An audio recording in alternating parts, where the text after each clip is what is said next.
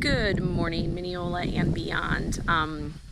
Surprise, surprise, I forgot to do our community prayer yesterday. Sorry about that. I ended up working today instead of yesterday, so it just kind of slipped my mind. But I'm here at church getting prepared for this weekend and our outdoor worship this upcoming Sunday. And at the end of this long week, every week seems long anymore, I've just been going round and round in my brain with that piece of scripture that I think I've talked about many times, that where God says in Ezekiel, I will remove from you your heart of stone and put within you a heart of flesh. And I've been thinking about my heart lately, and whether it's been stony or fleshy. And in the midst of this time with COVID and with our unrest for so many reasons, and with people still suffering hunger and pain and separation, I get tired, and I think most of us do.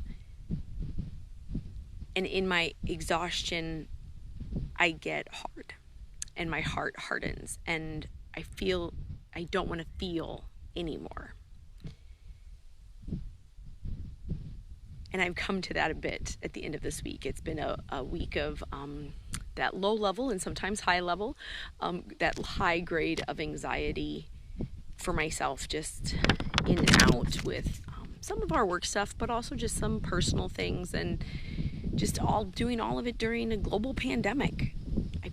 I think we forget that every once in a while now, that we've been in it for so long, that we're still in the midst of a global pandemic. A whole different way of living, a whole new structure to our lives, and being together and being God's people, and just being a person created in the image of God. So I find myself getting hard, and when I do that, my own heart just getting harder and losing its compassion for others who are hurting, and for others who disagree with me, and for others who frustrate me or cause roadblocks in my life, which we all have people who do that, family and friends. Very much God puts that moment in Ezekiel back in my brain and says, I will remove from you, Hannah, your heart of stone, and I will put within you a heart of flesh. I think as we as a community come together this Sunday, I challenge myself and I invite all of you to consider our hearts. And if they are fleshy, if they have the capacity to shift and give to each other, to those that we have not seen in quite a long time, and to be open to this moment, whether we're able to be here in person or not, to be present to each other, to let our hearts be soft for each other. There's a prayer poem that, me and my Jesuits, Hearts on Fire, that I've read many times while I've been on retreat, and I just thought I'd offer this as our prayer as a community. And if this is someplace that you are right now, great. And if this isn't where you are right now, that's fine too. As always, we're all in different places. But this is called Center of Our Hearts. Oh God, what will you do to conquer the fearful hardness of our hearts? Lord, you must give us new hearts, tender hearts, sensitive hearts, to replace hearts that are made of marble and of bronze. You must give us your own heart, Jesus.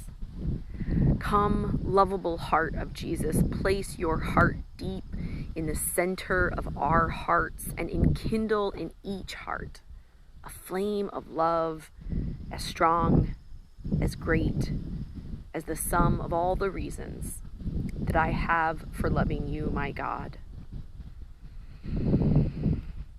O holy heart of Jesus, dwell hidden in my heart, so that I may live only in you and only for you.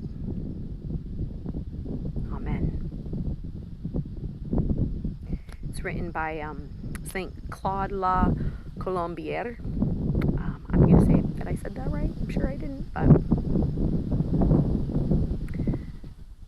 let the heart of Christ, the heart of Jesus, enter you today. Let it be the guide, the thing, the stance for which you live, from which you live today and every day.